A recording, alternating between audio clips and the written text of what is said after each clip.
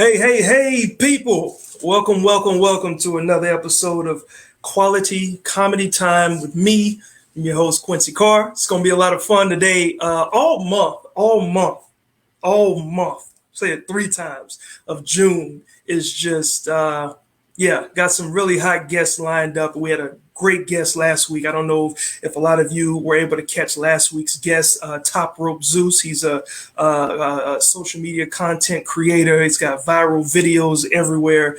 He's from right here in the 757, had spent 3 years out in LA, but he did not want to talk about anything, like comical or anything with his career, and I commend him for that. He wanted to focus on the issues that, the country is feeling and that we were feeling with the death to George Floyd, which was laid to rest today. I know that was on TV, so a lot of people had a chance to see it. So outside of that, big shout out again to Zeus for being a part of that and continue creating your content, my man. It is definitely much well deserved and much needed, funny. So don't be afraid to get back get back to the funny. As a matter of fact, hey there, Crystal, how you doing? You always tuning in. I appreciate you, Crystal. And also shout out to Melissa Reyes. We love you, Quincy Carr. Hey, love you too. Do me a favor, y'all. Y'all make sure that y'all share this on your page with your friends and your peeps and tell them to share. I give away cash, which is called quarantine cash. I know everybody is, in different financial situations. So I want to make sure that we, help as much as we can. But definitely want to bring the laughs and everything else. And also chime in. Let me know where you're listening from. If it's Florida, if it's Texas, if it's Virginia, if it's California, doesn't matter. Chime in and let people know where you're from. And at some point, feel free. Leave a comment if you got a question. The guest I have today is like super dope. Known him for just about pretty much all of my comedy career. And so it's going to be great to have him on the show and have you guys see him as well. So real quick, just so you folks know about the Quality Comedy brand, it's all clean, all fun, no filth platform. Okay. So we're going to talk about all subjects. All subjects are on the table, just not going to curse and use vulgar words and anything to get stuff across. That keeps the quality and the content alive. And like I said, I give away some cash. So can't wait for you guys to get that. And the only way that you can earn that cash, it may be 2 giveaways. One is going to be my wife is going to kill me for this. It's a question. God dog it. I keep thinking of something that's not a virtual question. It's you know what? As soon as it come to me. Anyway, it's a question that I'll be asking you guys based on an answer or something that Ron and I, which is my guest, Ron and I may have said. So you got to tune into the whole show, and it's only going to be an hour long. So just tune in, keep sharing it, keep getting your friends and folks, and let them know that there's some money that's going to be had. And then the next one, I'm going to give away 2 quarantine cash prizes, and one is going to be $25. The other one's going to be $25, but I'll let you know what the other one is going to be. So that one will be an easy one, an easy surprise. So let me see, got that. And before we even get the show going, let's make sure that we shout out our sponsors. Each week I have a sponsor or sponsors, and then I have my regular show sponsors that's paid for the whole year. The Quality Comedy Series, they obviously can't get any of that sponsorship because we can't do our shows live, so they are sponsors of this show. So this week, my barbershop, Cuts and Sides by Quincy Carr, is a sponsor. All you need to know is that I'm only cutting 2 days a week. That is it. Monday, Friday. That's it. I'm not being out there. There's too much going on. So yeah, just Monday and Friday. Either go into the weekend looking fresh or go into the rest of the week looking fresh after you look busted during the week. Okay, or during the weekend. Cool. So, but yeah, Cuts and Styles by Quincy Carr. My link is in the description. You can go to that page and you book all your appointments online. Okay, and so right now I'm cutting because there's some availability, but once things open back up, when we get out there to perform again, obviously that's going to minimize. So, shout out to Kimberly Sneed. How you doing there? So again, it's like I said, chime in, folks. Let us know where you're listening from so people know where you're listening from. You never know. You can make a new friend. All right. With no two people. Let's get ready to bring in our first guest. We'll bring in today's guest. Been knowing this gentleman for a long time, in the comedy game. Seen him on TV, even in my beginning stages of, doing comedy. But he's been a finalist on Last Comic Standing. He's been in the HBO TV show, the hit TV show Insecure. So some of you ladies may know who this brother is. He was the dad, Lewis, on Nickelodeon's Cousins for Life. All right. All the way from there to winning an Emmy Award for the TV show United Shades of America, which comes on CNN. Let's welcome to the show my man, RonG. Hey. All right. Hey, you got to take your phone off mute, man. You got to take it off mute, bro. My bad. I got you. My bad. What's up, bro? How you doing, man?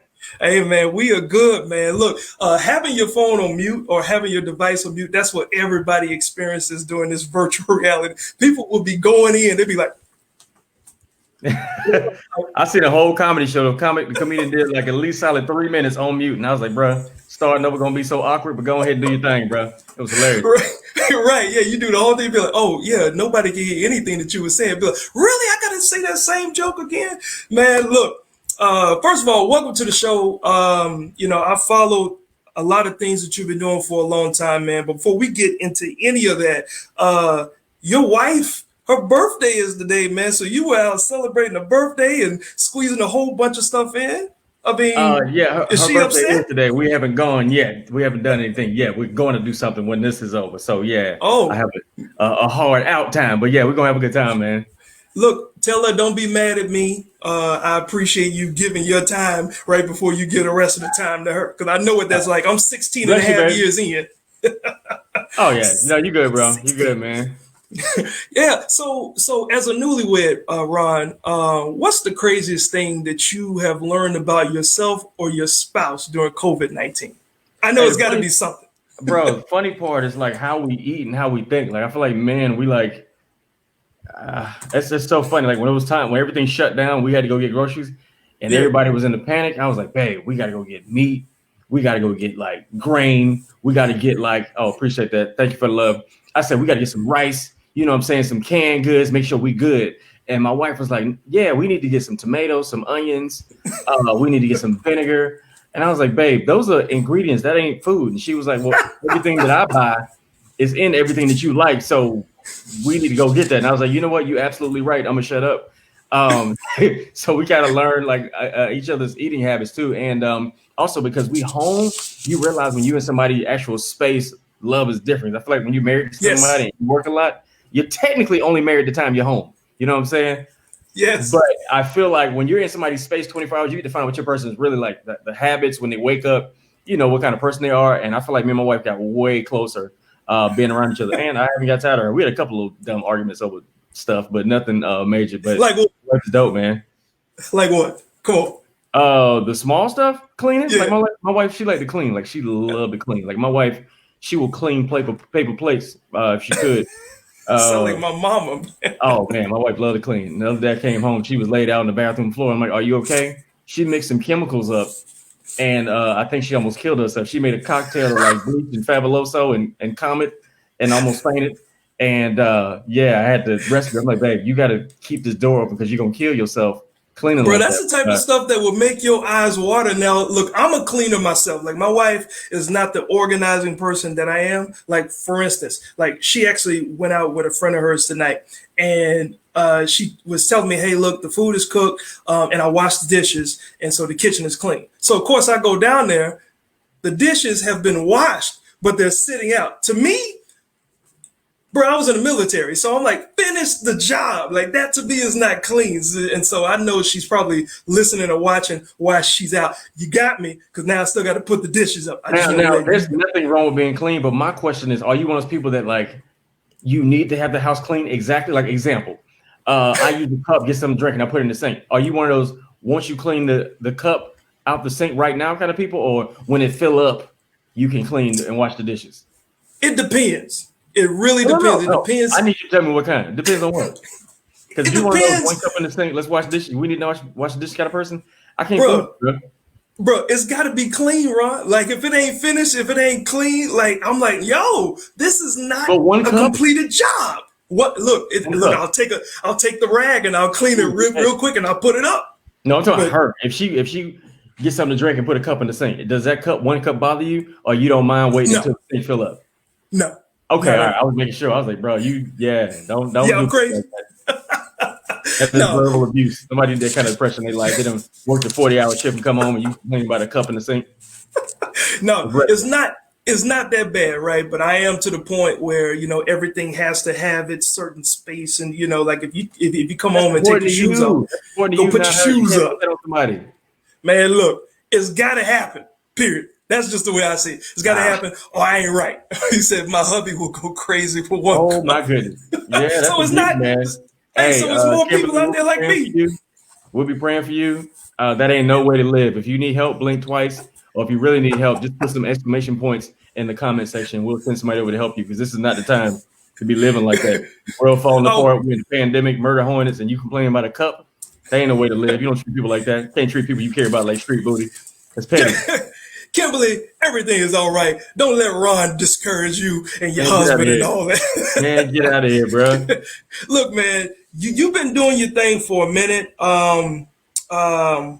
And I was on your website and I noticed like you quoted this and I thought it was very interesting. You said, I want to represent the new generation of comedians that get overlooked. And then you said, I like to show the world that the new generation is just as funny, clever, and talented. That resonates a lot, because you have you're considered old school now, right? To a lot of new school cats. Right? I guess I am. I get called Big Bro a lot, so I guess that's what happened when they call you Big Bro. Right. But like when you said that, what were you feeling? Just overall, like were you feeling disrespected? Like when you're normally a clean comedian, you get overlooked. I don't normally announce that I'm clean, and most people don't even know, because I don't be saying "Amen" at the end of my punchlines. I hate comedians to be doing it. They'll say a punchline and be like, "Amen." I'm like, bro, nobody talk like that in real life. Like, knock it off. But most of the places I perform at, it ain't a clean show. I rarely get clean shows, but again, you won't know it. But I feel like when I perform, you'll get a different vibe. You'll literally get the essence of my family. Like my family, we don't meet strangers. Like my parents will curse each other out. Like you came to visit me and my family, they will curse each other out and be like, "Hey, look, your friend wants something to eat." Like, you know what I'm saying? And keep talking like ain't nothing happened. You know what I'm saying? So I try to clear that energy. But I feel like a lot of times when you take the quote unquote the clean route, you're normally overlooked. It's like almost like being a nice person. Nice people stay frustrated and angry. I'm one of those people, because you get overlooked. I'm in Hollywood, man. And when you are a decent person, you ain't bragging and trying to lead with your ego.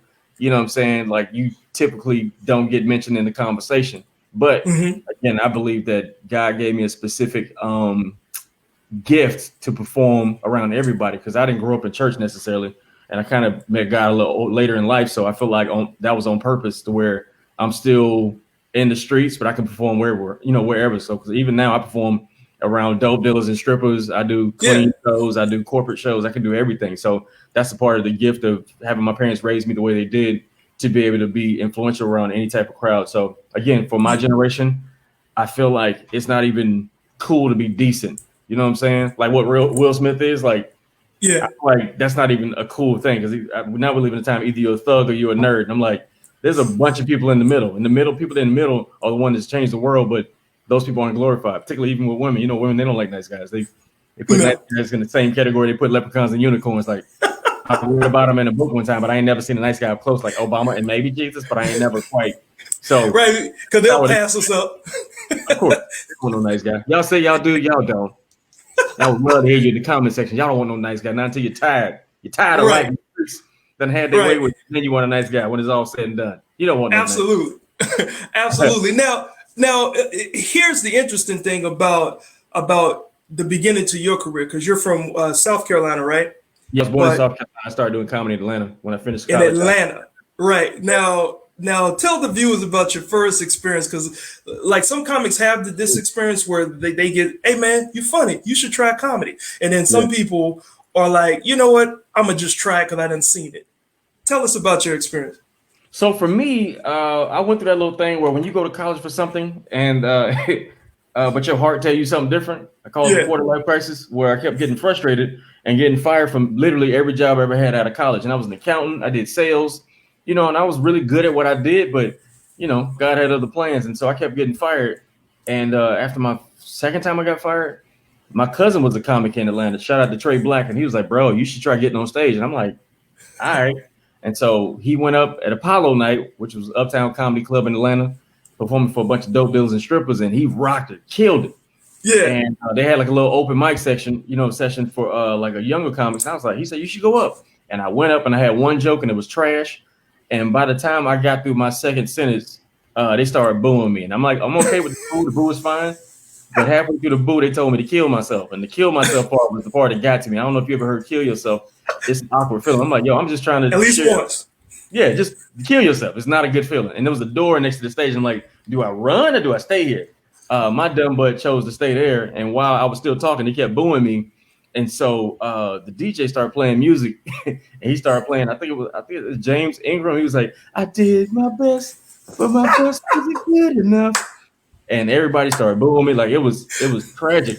And so I went and sat down and I sat down across the stage from the stage on the other side of the room next to my cousin.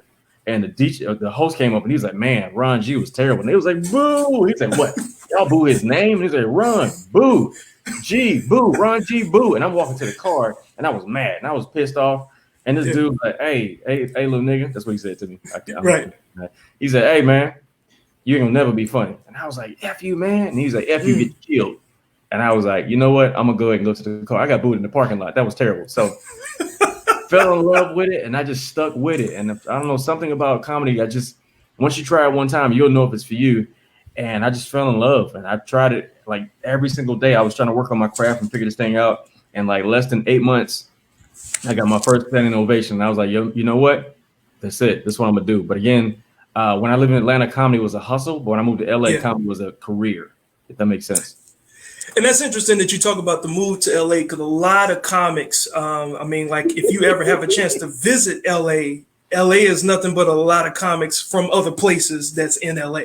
And my very first time going out there was 2013.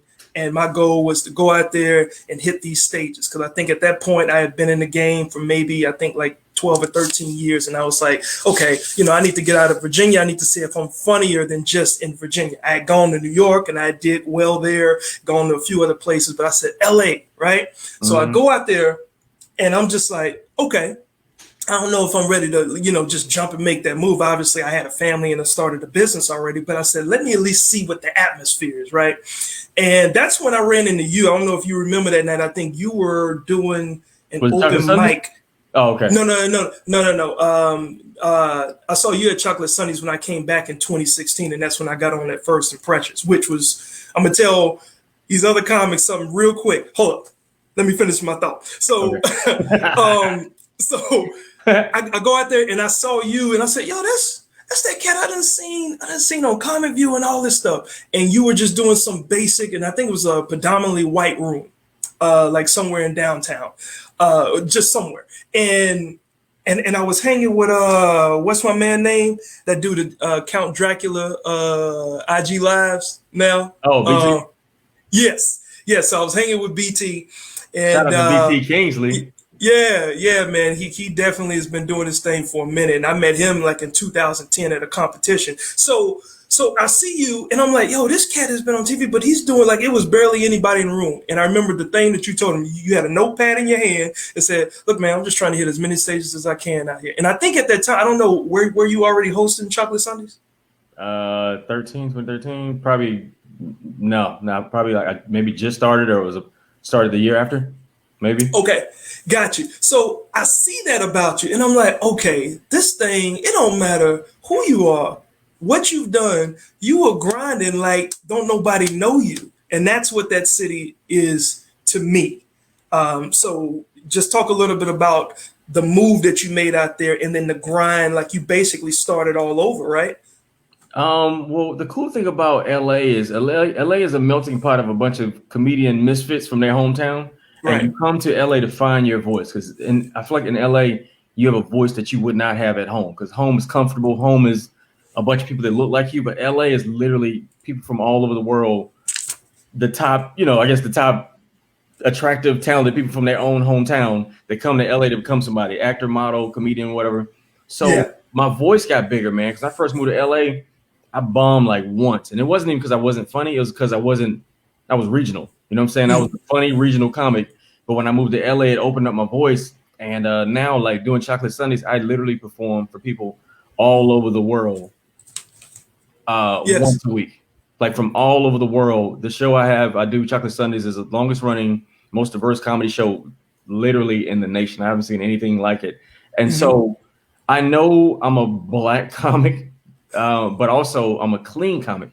Yeah. And that place shows me how to edit, because being a clean comedian, you have to use the right words to get the same impact as a comic that curses, right? And so Seinfeld said something really dope that stuck with me. He had a documentary called Comedian, and he said, good rooms show you how to explore and bad rooms show you how to edit. And he also said, great comedians work on the things, bad comedians work on the things they're good at, and great comedians work on the things they're not good at. And so for me, I want to be able to do the same set in any room. So I'm very funny about the words I use. If you hear me perform, even if I do the joke twice, I'll do it in a different kind of way. And it's brand new till I get on TV. So I'm always fine tuning. So I know I hear people say, man, you're doing the same joke often. And I'm like, yeah, because I'm still working on the set. You know what I'm saying? So, but again, LA helped me sharpen my voice and help me find to my voice. The hardest part about comedy, the first part is getting on stage and getting over your nerves, your ego, your pride, your fear. And the second part is finding your voice. And finding your voice is the hardest part about comedy, because every 7 years you become a different person. And I feel like if you're a comic and you're not living outside of stand-up, your jokes become stale. You can be funny, but will you be relevant in the next 5 years? Because with technology, everything turns over really fast. And I've seen comics doing Mike Tyson jokes. I'm like, why are you doing Mike Tyson jokes in 2020? Like, what are you doing? You know what I'm saying? I ain't been on TV yet. Right. I ain't done this joke on TV yet. Right. But, me being married, all the stuff happening with social justice, being a black man in this climate, I just feel like there's too much stuff to talk about just to be, doing jokes about somebody having bad breath and being fat. Like, I just feel like that's doing yourself a disservice with this voice we got. So, you post a lot of clips of your Chocolate Sundays, which is a show that because I have the quality comedy series, so it's Virginia's first and only all clean adult night of live stand up comedy, right? And it's not in a church. Trying to get comics to perform there? Huh? What is it like trying to get comics to perform there? Comics, believe it or not, bro, like they are like they want to be in that environment, and this is the reason why. I feel like, and maybe I'm wrong, but normally clean, which, when people hear clean, they think church. So back in 2010, when I came up with this brand of quality comedy, I said, it's just going to allow my comedy to go anywhere, church, comedy club, without me morphing into something to fit that environment. Right. Because funny is funny if it's funny. Right. Period. Agreed. And when they hear about, okay, so I can't curse, I'm like, no, but you can talk about anything that you want. All subject matter is open. Just find a clean and creative way to deliver it. They take it as a challenge. And they're like, okay, cool. And then they find out how difficult it is, because they're so used to just like, unless they're in a church, they know, okay, I can't curse because I'm in the church. But you're in a regular comedy club environment where drinks is popping, girls wearing, low cut, huh? You got drinks too? Yeah. Because I do it. I started it out the first 6 years. I was doing it at this major comedy club. It was the Funny Bone. I think it was a sister to the Improv. And then in 2017, I left there and I brought it to Dave and Buster's. That has just morphed into now. I have other locations they want me to bring, because they feel like it's good to see a live comedy show without the profanity, even though it's adult. So they love the brand. They love the idea of it. And it's just fun. But when comics is like, yo, I want to perform on your show. Like, I can perform clean, but people always think clean is church.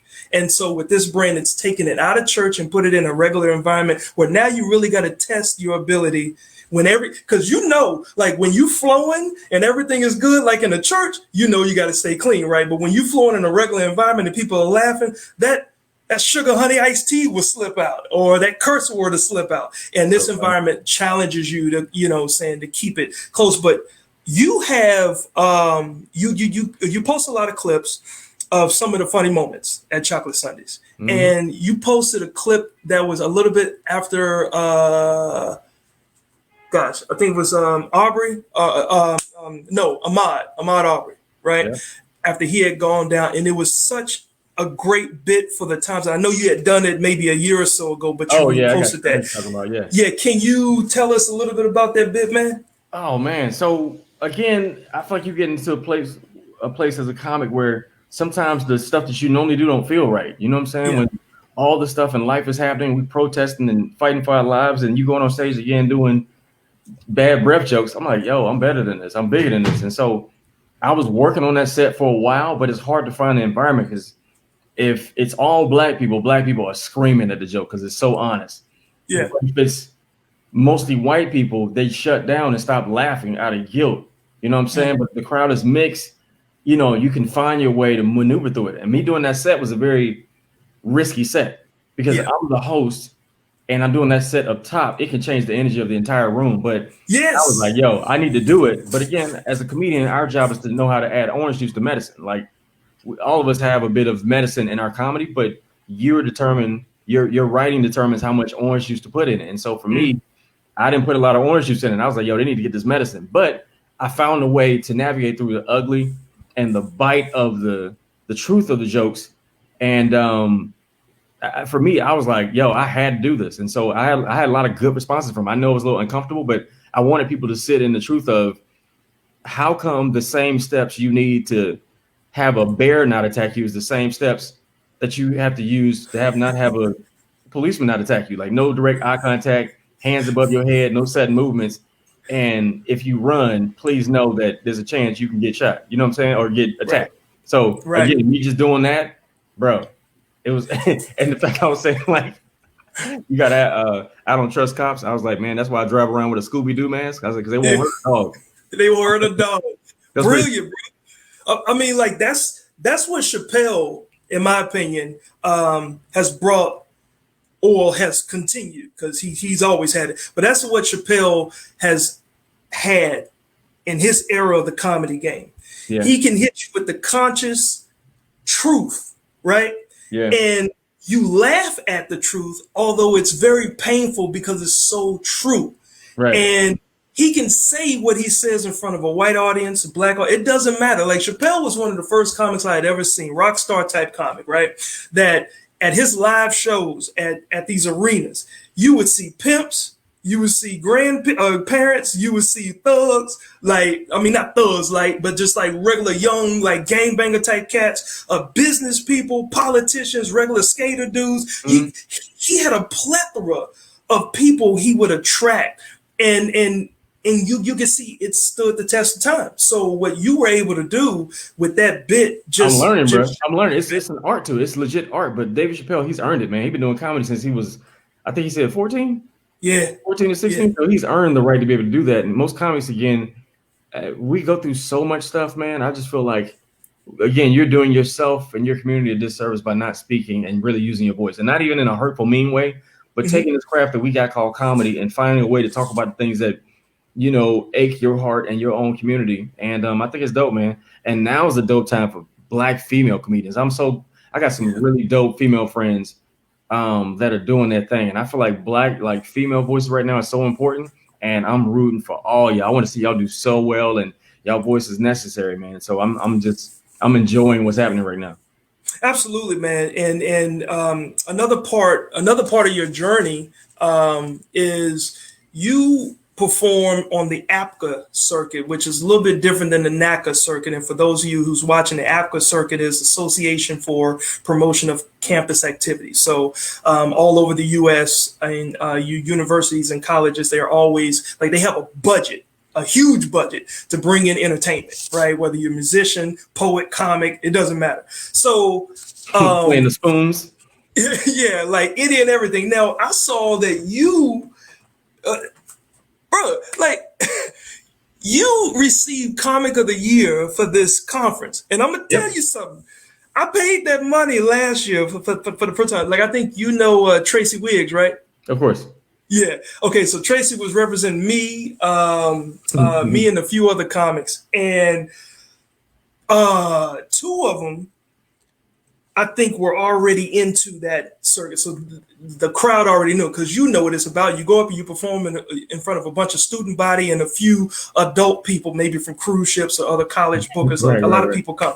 And I knew I did what I was supposed to do. And I had people laughing and They call me, man. They Bruh, call me, bro. I didn't know. Before. Well, now I They call know. me before. Oh, okay, I got you. Well, now I know. Too late now. That's $1,500 out of my pocket. It was Plus, the whole. Yeah, it was $1,500 to enter. And where was it at? What was it at? Just showcase. It was the Orlando one. Oh, so that was the Southern Regional one? Yeah, I believe so. Yep. Down in 1,500? Orlando. Ah. 1,500, bro. Well, see, and here's the thing. I knew I had the ability to make that back if I just got at least one show, because I think I was going to get maybe 2,500 a show or something. And what it boiled down to is that it wasn't that you weren't funny. It's that these college students are booking comics that they already know, that they've already seen before, that they've seen. So you got to come through this conference maybe once or two more times. And I'm like, 1,500? You should call, bro. Well, I know now, Ron. I was the official Black History Month comic when I was doing it, man. Every Black History Month, like from February 1st through the 28th, I was booked at every white campus because I was the best version of orange juice they can handle. And it's like, yeah, let's get Ron.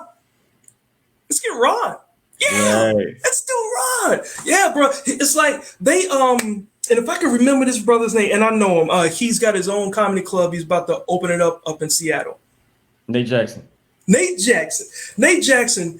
Bro, your memory is too bad to be so young, man. Your memory is terrible. Oh my gosh! Look, I'm 43, bro. Okay. I know, but you can hit me with this. What's the boy name?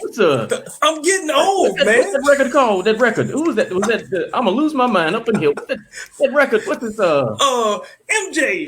Yeah. Look, bro. I'm getting old, so that's a whole different story. My memory is leaving me faster than I can catch myself losing my memory. But yeah, Nate Jackson murdered that stage, but he is a crowd favorite. They didn't even need to see his stuff. They had his stuff, like he was at the table at the booth. Everybody, I want him. How can we get him? And I'm just standing there just humbly like, I mean, so is anybody going to give me a shot at all? You know, yeah. I mean, I did get a couple cruise ships. Nate is a beast on stage. Yes, sir. And big shout out to him for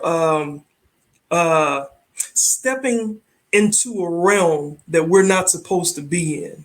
Talking about the comedy club ownership. That I gave him fist up all day, because you don't see, I mean, Tracy Wiggs too. I mean, he's got a comedy room out there in Maryland. But I know comedy clubs are suffering right now, but you know, you've been in the game long enough. Like sometimes they're biased. And although it provides an opportunity to eat, we also know the tap dancing and the level that we got to keep doing just to get a little bit. Right. And so that's kind of what this whole situation that's going on in the country just kind of leads me to. Like, what are your thoughts on, you know, the whole George Floyd thing? I know he just had his last funeral today, but, you know, comics can have some pretty impactful thoughts. I don't even know where to start. Honestly, I still haven't seen the video. Myself, personally, I had an incident right around the time Sandra Bland passed away. It was like 3 people, like Philando Castile. It was Sandra. It was a few other people around that time, man. So it was all visible, and that, I guess, that unspoken PTSD that most Black people have by watching it every day. Yeah. I had an incident where I was shooting a TV show, and it was like a prank TV show, and the cops pulled a gun on me without even asking questions. I had 4 cops do it. And so I had to go to therapy for that, because it really jacked me up. So I can't watch videos of seeing people get hurt, because I know people watch these videos like, oh, what I would have did was but me having guns in my face, like, I legit have PTSD. So I went to therapy for a while, and I still do go to therapy every now and again. Oh, so man. It's hard for me to watch those videos. But for me, I was angry when everything happened. I was angry and I was pissed off, even when they started protesting, because I was like, I can't go out there with this kind of rage, because PTSD is a form of grief. You know, Absolutely. Like there's 5 stages of grief, and I was rage. I was like legit angry. But then me and my wife talked about it, and we was like, yo, we got to do something instead of sitting behind this computer and just, you know, sharing videos. So we went to go protest. And honestly, for me, we was in LA.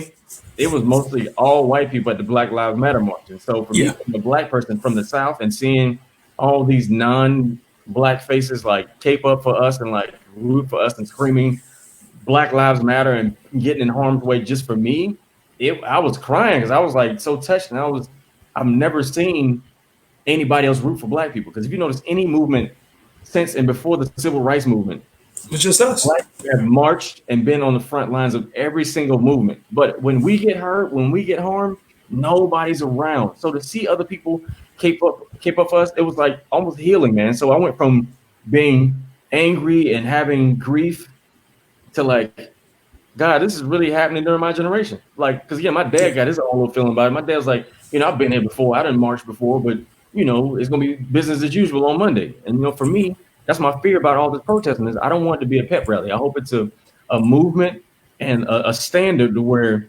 nobody tolerates racism anymore. And not even not being racist. I'm talking about legit anti-racist, speaking up on behalf of us when they see stuff happen. Because again, being in Hollywood, every comedy club in LA has a one black night. And that's the time you see us be, some Take It to the Streets Tuesdays or Knuckle Up Mondays or Thugged Out Thursdays. You know what I'm saying?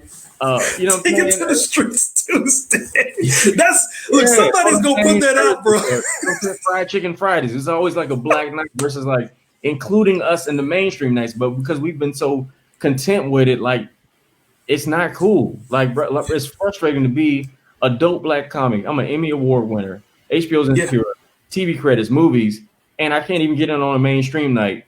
You know what I'm saying? Knowing that I've proved myself many times. So again, it's still subtle racism. And I'm saying this on purpose because I want the comedy clubs to hear this. There's still subtle forms of racism because Black people, we draw too. Like it's a whole class and generation of young Black comics like myself that have a voice, that do TV and radio well, which is a part of the thing when you do comedy clubs, you do TV and radio. That when we do TV and radio and we got social media numbers, like, yo, we can pack out a club. We just need help and be supported, So absolutely, man. This moment is happening. And I feel like this moment in time is necessary. Absolutely, man. Like I actually had a club manager tell me, and I guess he thought that I was one of them, and he felt okay with telling me because I saw on the rundown of comics that was coming to the club. I saw the rundown. It was like 8 straight weeks of Black comics, and like 1 or 2 sprinkled in white or non-Black comics. And so I said, wow, you got a lot of Black comics in a row, man. He said, look, I'll be honest. And a white person's about to give you some dirt when they say, look, and they turn their head twice. They said, look. And it's just y'all two in the room? Right. Yeah. Like, look, truth be told, we make more money. Black comics bring us more money. And I said, you realize you're telling a Black comic that works in this club what you are actually doing, which is discriminatory, because you still keep us in crappy places to live unless we got, some major TV credits. But you're telling, like, you feel that comfortable with telling me, like, that's how openly blatant racism is across the board. But in the comedy game, that's how it is. It's bittersweet because people actually are working. Like, he's giving us a job, which is dope, but man, it's just, again, even these urban nights, every urban night, again, like it's Taco Tuesdays, with the Hispanics, and it's what is it, Yellow Fever, whatever, like Wednesday, or whatever the theme is for whatever nationality, we bring in the most money because we buying bottles, we buying tables, we buying booths, and we making them all kind of money. But again, we don't get acknowledged when they have industry and people come out too, because most of the minority nights don't have an industry there, which kind of sucks. Absolutely, man. So, thank you very much for your take and what you felt regarding that. And before we continue on, I know that you got a limited amount of time, so I just want to let folks know, number one, thanks for tuning in. We still got about maybe 20 minutes left before the end of the show.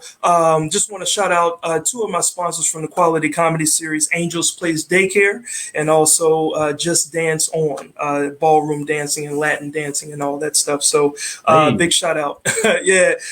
These people are all always supporting me. Like they paid for the whole year, and then all of a sudden I couldn't do my live show monthly anymore. And I told them, I said, I'll do everything I can to get it out there for you. Now, real quick, the first quarantine cash giveaway is real simple. In light of RonG's wife's birthday today, first of all, if y'all like what Ron is saying, he's still a working comic. He's still a person in the industry where we can't do what we normally do. You see his Cash App there on the screen.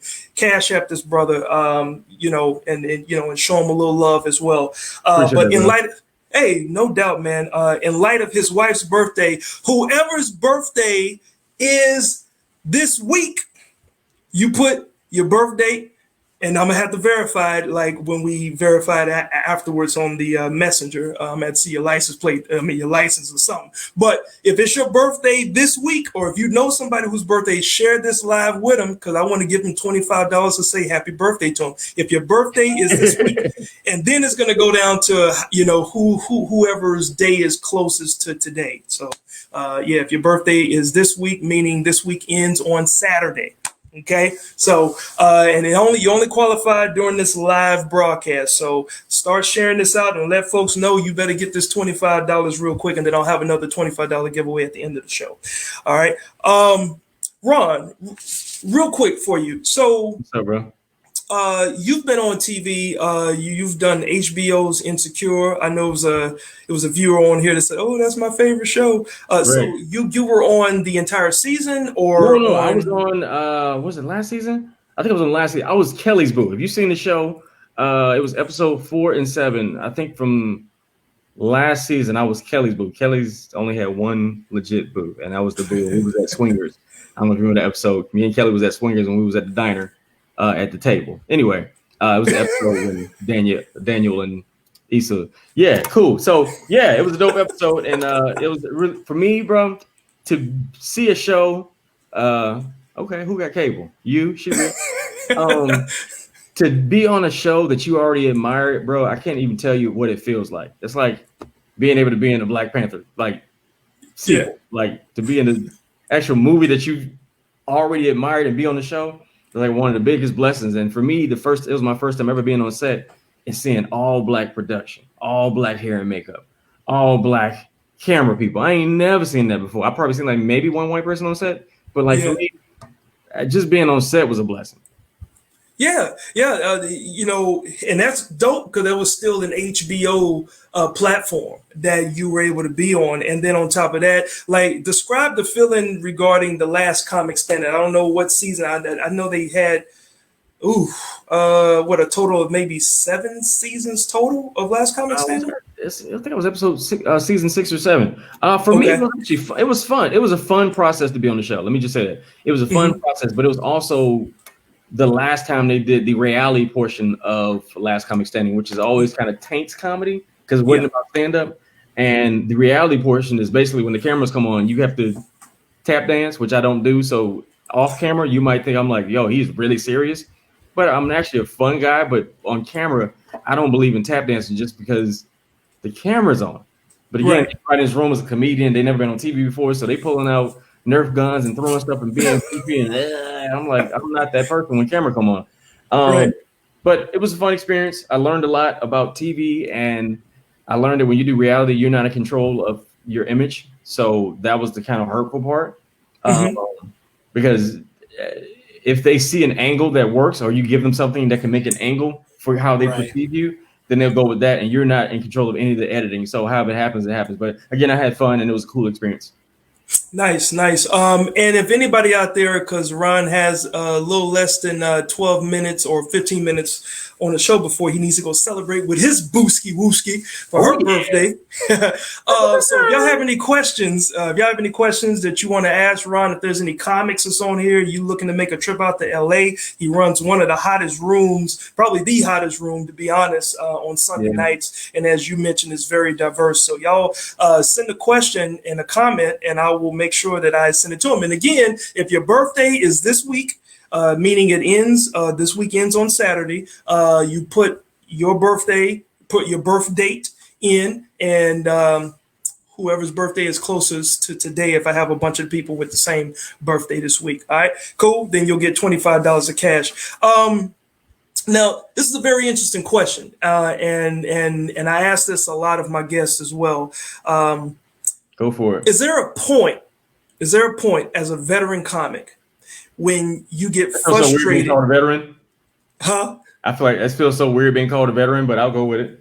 Bro, you're a veteran comic man. You've been in the game for well over a decade and a half, right? Yeah. No, not half. I think probably at least 13 years. Okay, so veteran. Okay, yeah, Okay, all right, yeah, all right, okay. yeah. But It's okay, just so weird because as so many people before me, like I heard somebody introduce Earthquake, and it was like, "Yo, he's a young comic in the game on the rise," and I was like, "Earthquake, like they had no idea. Maybe it was no," but earthquakes. again, it was based on who he got introduced with. You know what I'm saying? Mm, So I I got was you. told that 20 years is like 10 years in comedy years. Most people are Yeah, like you don't really pop until 20 years in. That's what somebody told me, but I can see how that happens because time flies, bro. yeah, man. Like you're a veteran in the game, and as a veteran in the game, um, do you get frustrated if you're not that dude? Like I have to make sure I ask that question right because some people could take offense to it. But do you get frustrated if you're not that dude? When I say that dude, for people out there that don't get it, there can only be one in this game.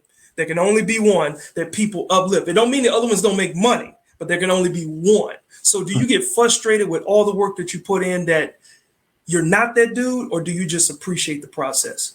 A little bit of both, man. I believe that God is very strategic and intentional with everything He does, and I believe I am en route, and I believe my time is coming. Which is why I always say I am unaffordable, or I'm en Yep. route to being unaffordable. I said it on purpose. I speak life to myself, and I know that what I bring to comedy, I don't see many cats do. Like to be able to be clean, perform in any environment. The Yeah. energy when you ever see me perform or host, I bring an energy that most comics can't duplicate. You know what I'm saying? And you Yeah. laugh, you feel good, and you don't feel like I don't know if I should like I don't bring jokes like that. I bring uplifting, my energy dope, and it's very thought provoking. And if you're in a relationship too, I'll make you question your relationship, which I think is amazing. But I know what my gift is, and my time is coming. So I had to check myself a while back, man, because when social media became a thing, Yeah. it changed the dynamics of comedy. Like I was probably like the last generation of comics where if you do a late night performance, your life changed. I was like that Yeah. last generation where again, if you do like a last comic standing or a late night, your life changed, whatever. But now it's different because social media numbers are more impactful than getting a late night performance. And I was bitter for a while because I'm like, I've been doing comedy for so long, and all these people with followers and they ain't even working on the craft and got 5 minutes material. How do you skate past me? And I was bitter, man. And I was like, Yeah. God, do you see me? What's going on? And I believe God checked me. And he was like, nah, you just wait your turn and be humble. Because part of the battle of being a comic is being battle tested. Yeah. And you've seen people, even during this quarantine, who have got a platform, but they're very ill informed. And they speak out about stuff by not knowing because they haven't been in the trenches long enough to know Mm. voice in the ear of the people. You know what I'm saying? You watch their platform that came almost overnight crumble because they weren't built for this. But for me, Yeah. God was like, you prepare yourself and you celebrate everybody that's on because you don't want to be a millionaire by yourself. You don't want to be rich by yourself. So you celebrate everybody who's in front of you right now because when your time comes, you're going to be ready. You're going to be prepared. And I believe I was supposed to be married before I blow up. So I got married last year and I feel like my Yeah. wife was the missing piece. So for me, I'm watching my homies who are on right now. Everybody around them getting a check. Everybody around their little camp getting a check from them. But it's Yeah. dangerous because they not telling you about your real self because they know they're getting a check and they don't want to jeopardize that. So me having my wife in my space, my wife don't care about my money. And she'll be like, yeah, he cool, but he kind of flirty. I don't like the way his vibe, but she cool. Right.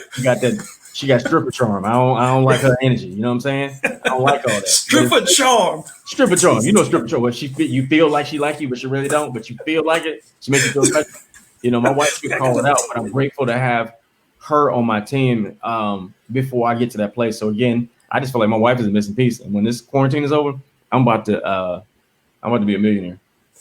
That's a dope response to that question. I think that and there really is no wrong answer because you're just hearing what they feel about themselves. But I do have a question from Crystal. She's been tuning in the entire time. When is Ron coming to Virginia? I'll be honest, Crystal, I tried to reach out to this brother a couple years ago, and he said, "Look, man, for the amount that you paying me, I'm gonna just have to already be doing a show in that area." I said, God dog it, I got to get my sponsors up.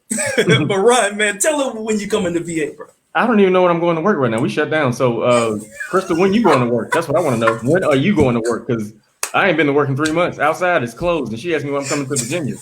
I'm not getting on no plane right now, so we'll find out at the same time. So whenever I'm in Virginia, I don't want to hear you say I couldn't find no babysitter or I had to work. I need you to be in your place. She said, when I'm coming to Virginia. Like, when you going to work? Yeah, man, look, she been tuning in the whole ask me time. too, like, people ask me and my wife, when y'all having kids? I'm like, I ain't been to work in 3 months. Bro. Like, why would I have a kid during quarantine? The outside is on fire right now. Like, why? Yo, that question is never going to stop. People are going to keep asking you. They asked me and my wife until we finally had our daughter. We are one and done, right? But they ask and they get to the point where it sounds frustrating. And then you realize they're parents too. And they want to know, when are you going to be frustrated like me? When you going to have some kids? And then they get more angry. And then after you have one, so when is the next one? Hey! Like, let us just enjoy being one-time parents, and that's it. And we're doing great, Ron. I'm going to tell you something right now. We are doing great. Our daughter, brilliant, and I'm not just bragging because she's my daughter, but I wasn't the brightest cookie in the cookie jar when I grew up. So to watch this thing, she ain't peeing in the bed. She ain't having none of them issues that I had growing up. She's smart in school. I don't want to risk it by having another seed out there. I think I hit gold, man. Yeah, I heard when you have two, that's when it get a little rough. But also when you have two, they got a playmate because right now you're the playmate. You know what I'm saying? So yes, yeah, you got it. But when you have two kids, they can play with each other. So yeah, I appreciate that, Jackie Rowland. Thank you very much. But again, I would love to just go outside, even talking about going to Virginia. If I could just go outside and go to work again and touch a stage and grab an actual microphone, that would be amazing. Yeah. Well, and we talked about actually having a kid too. We talked about having a kid or he was buying a dog, but we wound up getting a plant because we don't trust outside like that. So we got a plant. Well, it's the same thing. It's like, yeah, man, you got to water your seed. It's the same. It's the same exact thing. Same exact thing. Look, we got less than 4 minutes here. Last question, and then definitely give your information out for people to follow. And people, again, he's got his Cash App here. This live is going to be up. So people, please show him some love. And it's Venmo too, without the $. My Venmo is comedian RonG as well. See, you'll see my brilliant. All I got is at the Quincy Carr. They can't send nothing. Brilliant. No. So this is a very interesting question. Now, what did you ever wish regarding how your comedy career ends up? What's my dream? Well, no. What did you ever wish regarding how your comedy career ends up? Ask it another way. I'll make sure I'm clear with the question. Yeah. So is there anything like when you started to do this thing and you found out that it was a true passion of yours? Like, did you say, man, I wish or I hope that by the time it's all said and done, this is what I did? Or it's kind of funny, man. Like literally within the last 3 years, all my dreams came true. So nice. I had to upgrade my dreams because I won an Emmy. I had my own TV show on Nickelodeon. To be a lead on the TV show is a big deal in Hollywood. And once you're a lead on a TV show, the audition process gets a little easier, which is really dope. I had my own Comedy Central special, which is a 30-minute special, which is another one of my goals. So all my dreams come true. But now my new dreams is I want to play a superhero. I want to do a bunch of, I call it white folk friendly movies, the Will Smith kind of movies. Yeah. And also, I want to be making $20 million a movie. And nice. I have a big platform with relationships and stuff too, man. I got a really dope podcast called the 2-Piece Podcast, the number 2 PIECE podcast. It's on personal growth for man, and that's another one of my passions that stem from me even saying yes to my dream. So, fellas, if you're looking for a starting point for being a better man, please check out my podcast, the 2-Piece Podcast, the number 2 PIECE podcast. Also, me and my wife do a dope game show every Thursday night called Couples Couch. Every Thursday, you have a chance to win cash and prizes. The finals is going to be on June 25th. Check it out. If you're with somebody brand new or y'all been married for 20 plus years, be sure to join in. But if you're single, it's okay to join in. It's for everybody. Also, I'm working on a book. I got a couple pilots in pre-production. And I got something else that's happening right now. I got a movie coming out, 2 Minutes of Fame with Jay Farrell and Cat Williams. Jay is from right here in the 757 too, man. So shouts to Jay. Man. 2 Minutes of Fame is coming out, And yeah, man, just follow me, comedian RonG on everything, comedian RonG. And every Sunday we do virtual Chocolate Sundays. It's a really dope platform where it's actually the same Chocolate Sunday show, but on the virtual form. Go to comedian RonG on Instagram and everything else, and I post all the details. And yeah, don't block your blessing. Yeah. Bro, look, you are definitely doing your thing out there, and we certainly appreciate you taking the time to be on the show. Again, man, big happy birthday to you, to your wife. Yeah, I'll And, take your happy birthday. yeah, congratulations if y'all haven't hit your 1 year anniversary, but We did, congratulations man. A year and a month, on man. that. Nice. So y'all continue to love each other, man, and thank you as your comedy brother, man, and just as another black man, man. Thank you for being black, for being you, for being strong, for being powerful, and for just being a leader in the game in your own way, man. We certainly appreciate you. I wanted to say this too, man. I got a few minutes. I want to say salute you as well for taking a different route in comedy. Sometimes when you take a different route, it may not seem to be the most popular, but it takes longer and you have more tools in your tool belt when you get there. And again, it may not feel like the popular route, but sometimes God be setting you up to take a different route to get to where you got to go. Even me being a clean comedian, I started out being dirty because I didn't know any better. And then Same here. This older comic was like, bro, like, you're a good looking guy. Why you curse so much? I'm like, I don't know. I was always around people that curse, my family and comedians. And they was like, you ain't got to curse like that. And he said, also, if you want to do late night, you got to have a clean set anyway. And I was like, all right. So when I became clean, I was still cursed in my personal life. And I feel like God checked me. He was like, if a pastor did what you did, you would judge him. You would call him phony, but you're doing the exact same thing. What makes you any different? And it checked me. So I stopped cursing in my personal life, which made my stand-up easier. So it was a struggle for me to be clean. Cut to when I got hired for my Nickelodeon show, the producer was like, yo, man, we really love you, man. We didn't know what kind of comedian you were when we first hired you. So we know, Nickelodeon has a very strict brand and, comedians can be reckless. But when we looked you up, we found out you were the absolute perfect person we needed for this job. And so to know that God kind of set me up and put me in a position where I can perform literally anywhere and to be able to do a TV show. And because of I am clean, I was a perfect fit for it. Like, it just showed me that it took me a longer route to get to it, but I got what I needed. So anyway, trust your gut. Don't stress about, let God handle the details and work on your craft every day, man.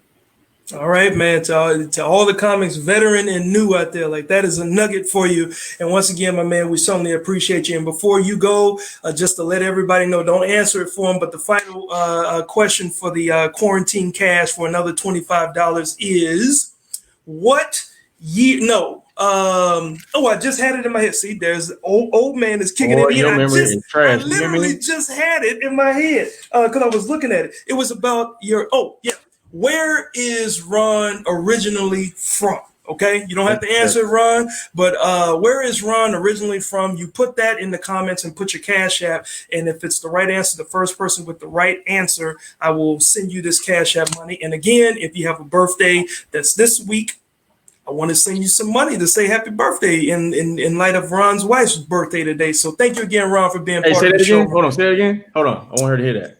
Say what you just said. Which part, bro? About sending money? You said if what? Why would? If somebody has a birthday, you gonna get her to send the money? No, I heard what you said. In honor of what? Oh yeah, in honor of Ron's wife's birthday today. Okay, I'm giving away $25 in cash to somebody who also has a birthday today. So there's a total of $50 in cash that we are giving out today. And again, you see RonG's Cash App and Venmo. So, or is it Vimo or Venmo? Because I don't use that one. How old are you? Venmo, VNMO. So it's funny. West Coast we use Venmo. East Coast uses Cash App. What they call it? The Venmo cash thing. The cash. How old are you? Yeah. Bro, I got a cane. Application. Yeah, what's the iPhone application? What's the application?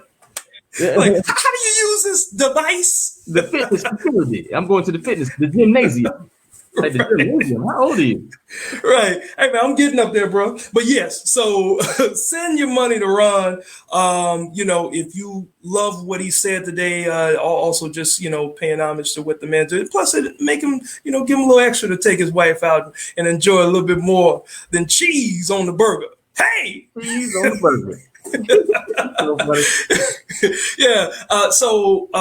Anyway, man, look, y'all be safe out there, brother, and I'll definitely stay in contact with you. And if I, need a little person that can get me in the dough, it's not what you know, it's who you know, and I appreciate knowing you, my man. Hey. All right, All right, bro. Thank you, man. Appreciate you. no problem, man. Y'all be safe.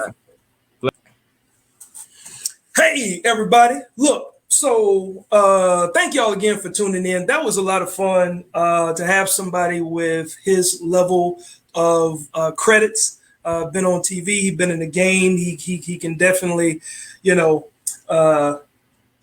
a lot of people do a lot of things that they're trying to do. And I appreciate that because that's what I focus on here in Virginia. As a matter of fact, y'all see this shirt, right? So in lieu of what's going on with the protests and everything, I want everybody to know, come on, let's do something. So this is another shirt that I have in addition to my Perfect Human shirt. But if you guys would like to support this, I'll throw in a wristband that actually has I strive to be perfect, but end up being human. So if you're interested in this, and the best part, you turn the lights off, the words glow in the dark. So you can use this phrase for anything like, come on, let's do something. Like you trying to get a little something from your spouse. Or look, these are the times right now where we need people to stand up with us, march with us, and actually help make change and bring change to the equality in this country. Come on, y'all, let's do something. So thank everybody for tuning in. And if you want more information about my shirt, just leave it in the comments and I will respond to you via a message. And I got all the sizes available. So come on, let's do something for real. All right. Outside of that, thank y'all again for tuning in. Everybody that tuned in, everybody that chimed in. And I think the answer to the question, because I don't know if anybody else has answered it. Only one person has sent in an answer. I don't know. I'm giving away money, but don't nobody want the money. It's the weirdest thing. I'm trying to give away $25, put something in your tank, put something in your belly. Yes. So you need a shirt. Yes, I can get your shirt. Come on, let's do something there, Avi. All right. So again, the question for one of the quarantine cash prizes of $25 was, what state, where is Ron originally from? He said where he's originally from. Okay, it's not Atlanta. I heard somebody say Atlanta. He said where he's originally from. So the first person to get that right, it looks like it's you, Crystal. You've been doing your research. So, Crystal, I'll be sending you $25. Any other quarantine cash prizes? If anybody is celebrating a birthday, all y'all had to do was share this live with somebody who's got a birthday this week, and I would have been giving them $25. It was just that simple, and there was no one who put that it was their birthday this week. That is crazy. That's crazy. I can only do so much. All right. Now, I love everybody, and I love all my supporters, and thank y'all for continuing to support the quality comedy brand.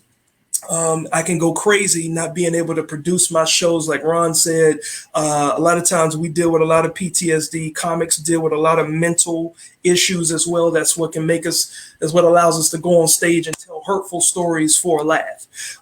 So I appreciate y'all supporting me and tuning in so I can do my thing, and I can stay sane these days. So I appreciate my wife, I appreciate my daughter, and everybody that's tuning in from everywhere. And thank you guys once again. It's been another episode of Quality Comedy Time with Quincy, and stay tuned next week. I got a bigger one. I mean, Ron brought it with his credentials and the nuggets he dropped. I'm bringing in a guy. He calls himself he is the commercial king. You see him on a lot of commercials, national commercials, billboards on the highway. So I got him coming. He's also been on the TV show The Neighbors, I guess, or Meet the Neighbors with Cedric the Entertainer. I think that's on CBS or whatnot. So yeah, June is filled with some pretty impactful friends of mine in the industry, and especially if you're here in Hampton Roads, I want to be able to bring them live to you so you guys can interact and get a chance to know who they are. But they're out in LA. We're gonna bring her here, and then in the next week we'll be coming back to some guests that's right here in the 757. So thank y'all again for sharing. Thank you again for tuning in, and I appreciate you guys. And remember, y'all, stay safe. Okay. You can't stay apart these days because people helping to protest is really doing a lot for us us as a people, us as a country. Don't be divisive. If you feel like you just don't know what to do and you happen to be white, it's okay because you don't know and you're admitting that you don't know. But don't be quiet. If you know it's wrong, if you're seeing stuff is wrong, if you know stuff has been going on is wrong, speak up, speak out to help us all live as one United States of America. Okay, people? All right. So, again, thank y'all for being a part of the show today. And I'll see you guys next Tuesday with my next guest. You don't want to miss it. All right. Take care.